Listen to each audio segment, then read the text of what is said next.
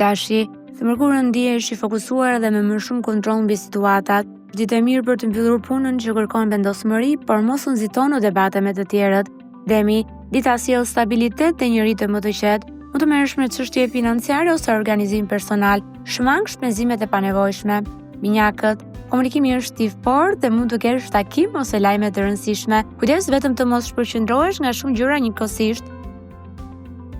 Gaforja, mund të ndihesh pak emocional, por intuita të ndihmon shumë. Është ditë e mirë për familjen dhe për të sqaruar një çështje personale.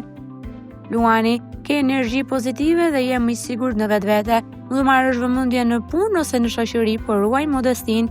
Virgjëresha, fokusi yt është shumë i fortë dhe arrin të zgjidh probleme praktike. Mos u lodh shumë duke kërkuar perfeksion në çdo gjë.